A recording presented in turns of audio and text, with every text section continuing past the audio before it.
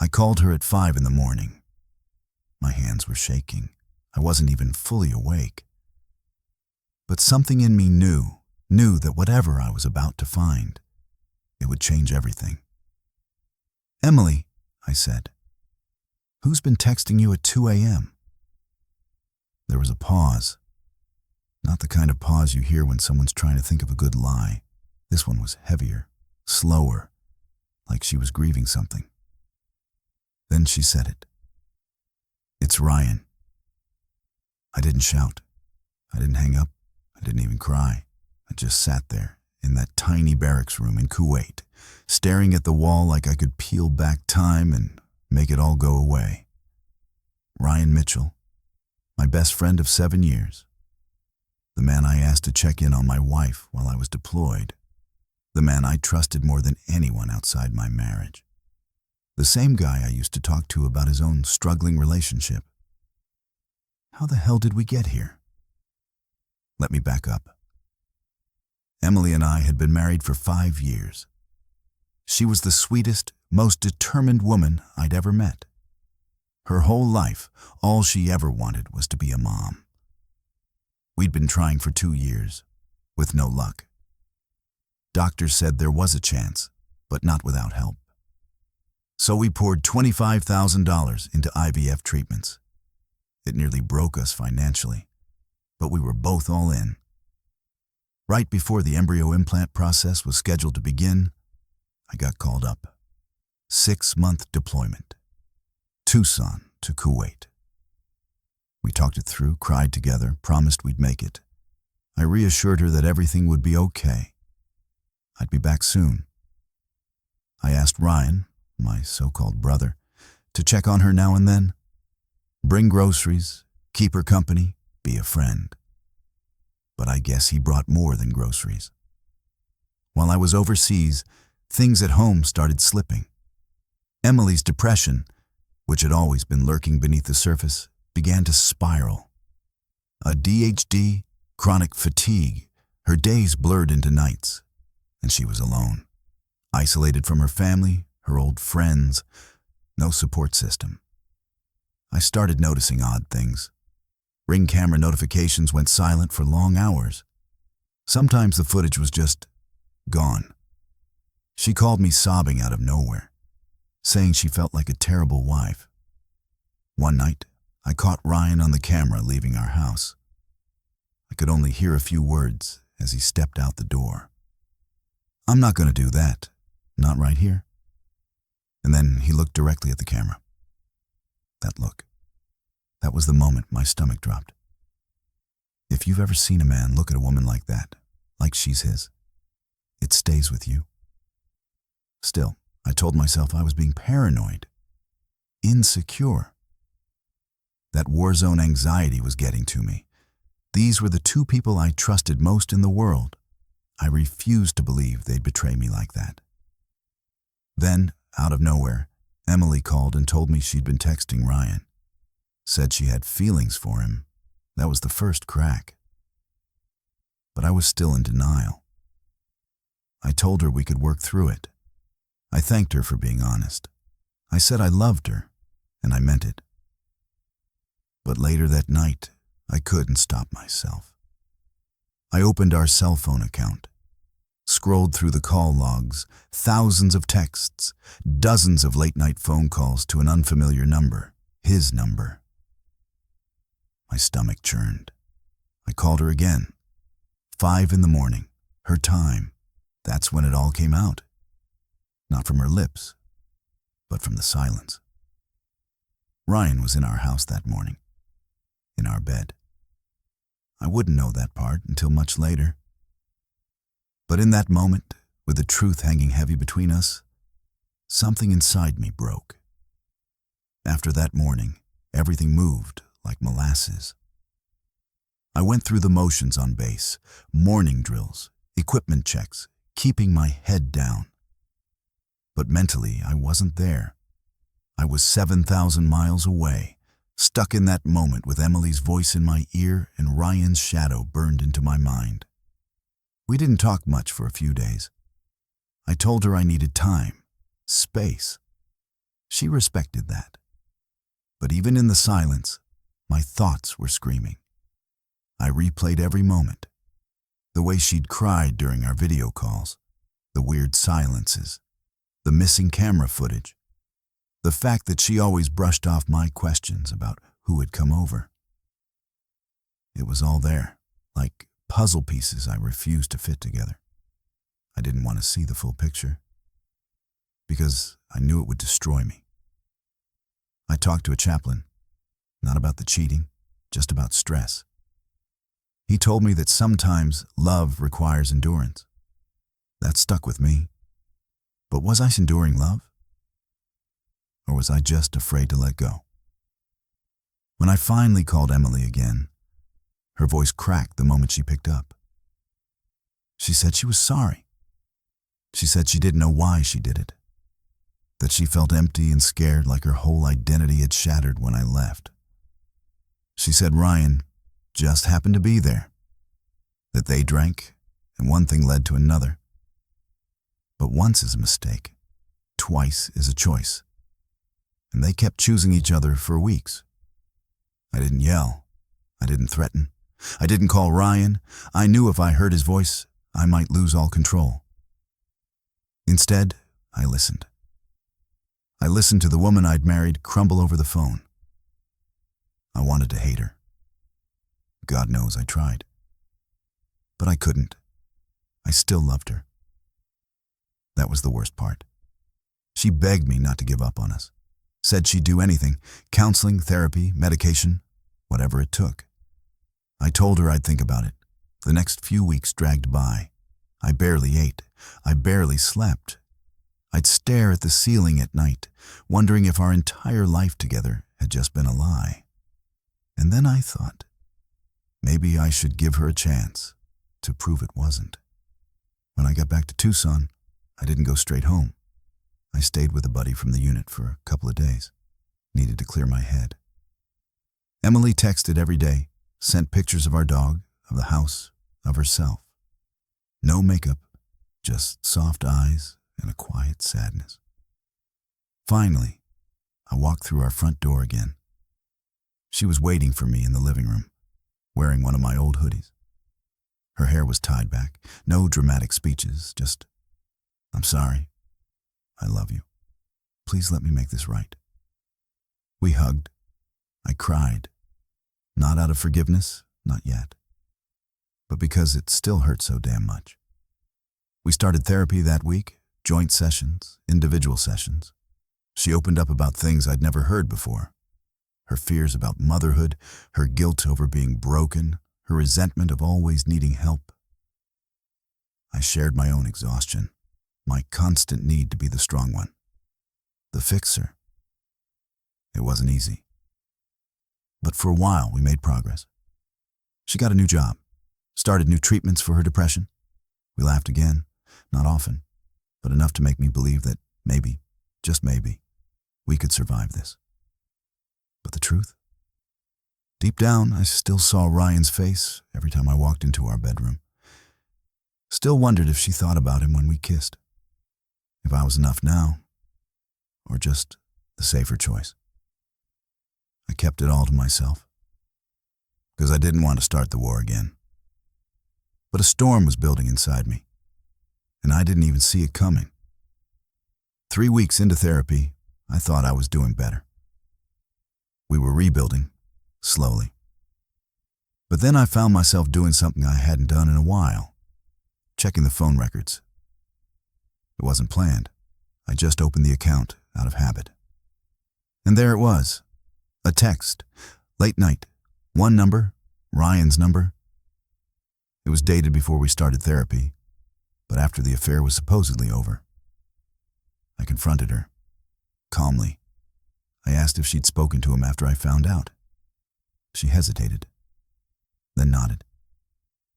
"Just once," she said. I needed to say goodbye properly.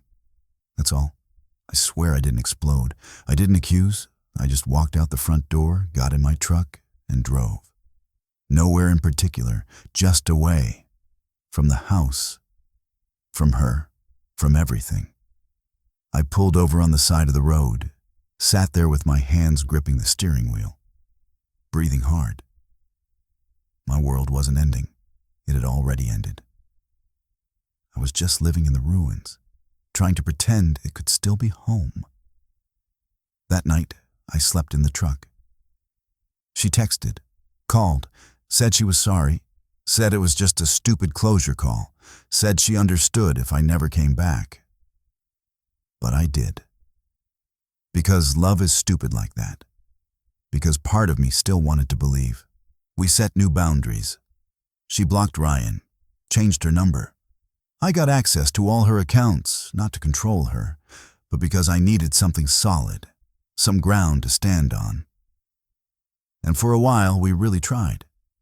Date nights, cooking together, even talking about starting IVF again. But every kiss felt like a test. Every touch felt like a question. And the answers weren't coming. Then we went on vacation. A week away from Tucson, just the two of us. Beaches, drinks, laughter. Or so I thought. By the third day, I realized I felt more alive talking to strangers at the bar than lying in bed beside my wife. One night, we sat by the water. Emily was quiet, watching the waves. I was watching her, trying to remember what it felt like to want her, really want her, not just feel responsible for her. And then it hit me. I wasn't healing. I was coping. I didn't miss her. I missed the man I used to be when I loved her without doubt. That version of me was gone. That night, I told her I needed to think.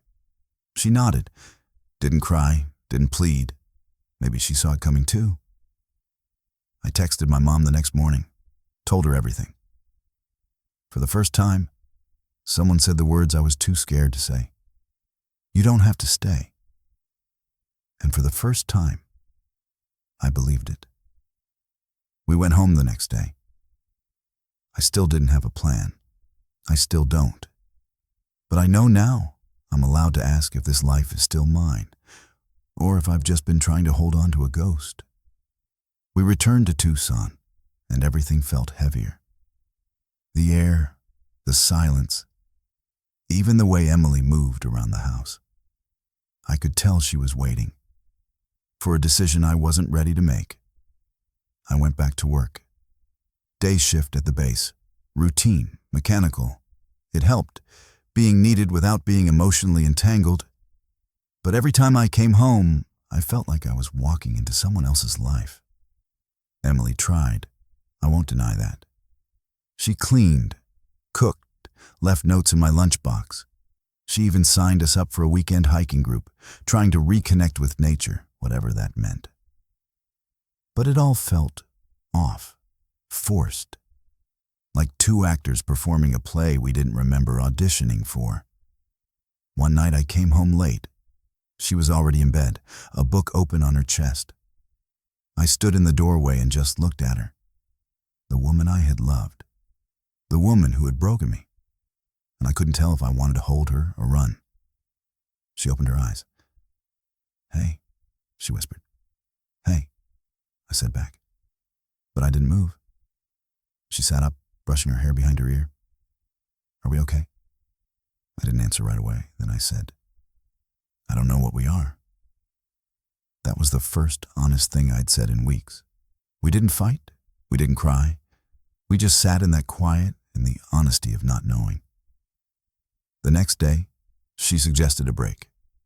Not a separation, just space. Time apart to figure things out. I didn't argue.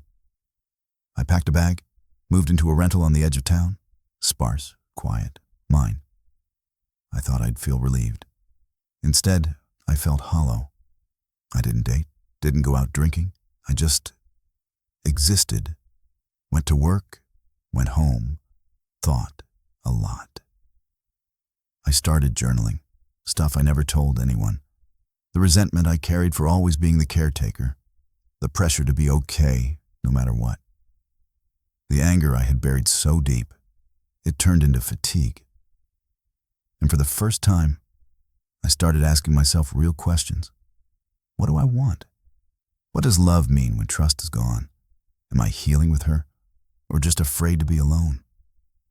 Weeks passed. Emily and I spoke occasionally. Neutral stuff, bills, groceries, the dog. But there was a gentleness in our voices, like two people who had shared something sacred, even if they broke it. One Saturday, I ran into Ryan at a gas station. He looked thinner, older, like someone who knew he'd ruined something he could never fix. He didn't say anything at first, just nodded. Then he said, "I'm sorry, man." I was weak. I thought I loved her, but it wasn't real. I stared at him for a long time. "You took something from me," I said. "But you also showed me what I was missing."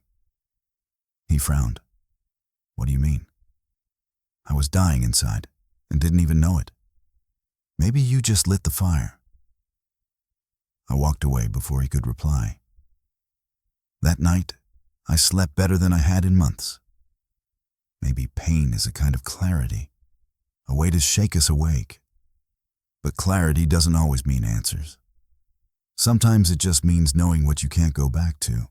A month passed in that little rental before I saw Emily again in person. She texted me, "Can we talk?" "Just talk." I said yes. We met at a small diner off the highway, the kind with bad coffee and cracked leather booths. It was neutral ground, familiar, but not too close. Emily looked different. Not sad, not angry, just calm, like someone who'd cried all the tears and found something steadier underneath. We talked about nothing and everything, about work, the dog, the weather, and then about us. "I've been thinking," she said, staring into her mug. "We've spent so much of our marriage trying to survive. But what if we were never really living?" I nodded.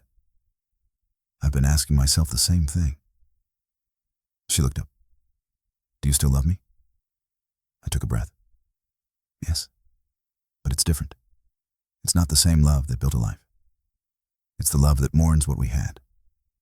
She didn't cry. That almost hurt more. "I think we both changed," she said. "And maybe we don't fit anymore." It wasn't an accusation.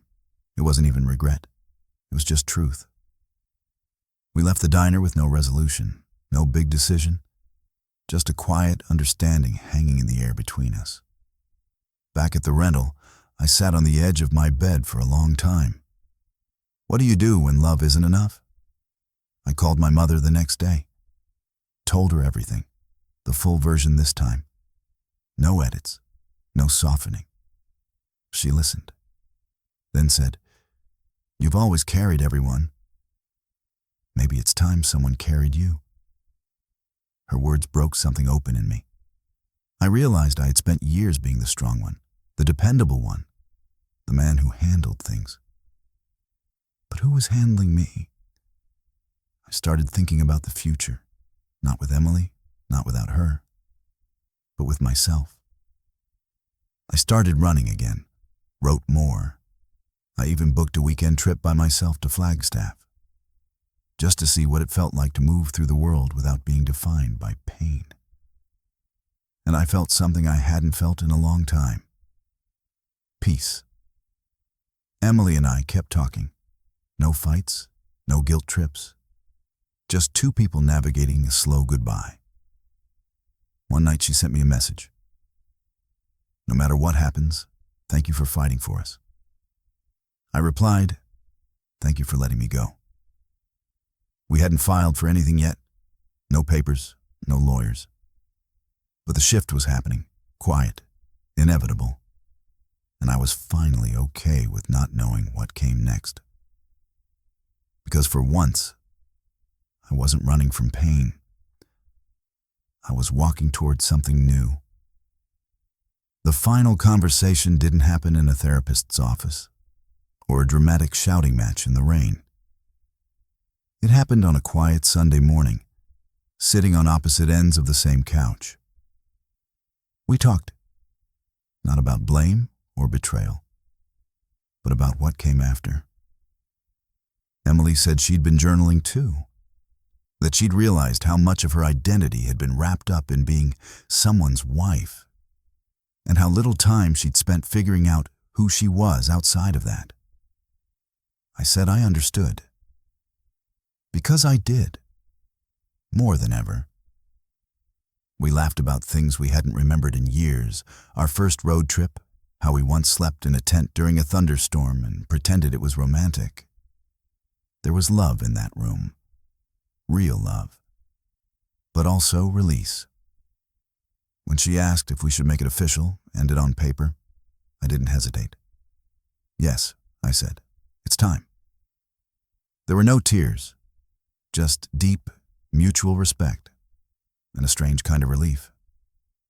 We hugged before I left, a long, silent hug, the kind you give when you're saying goodbye to more than just a person.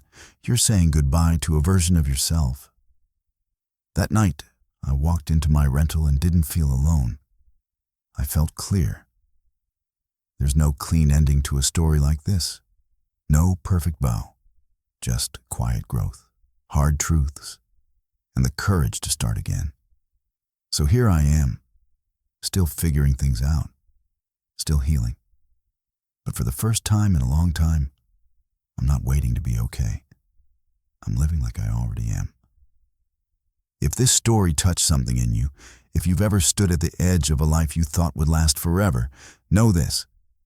You're not broken, you're becoming. And sometimes the most loving thing we can do is let go. If this resonated, give it a like. Maybe subscribe. Maybe share it with someone who needs to hear they're not alone. We're all just learning how to start again.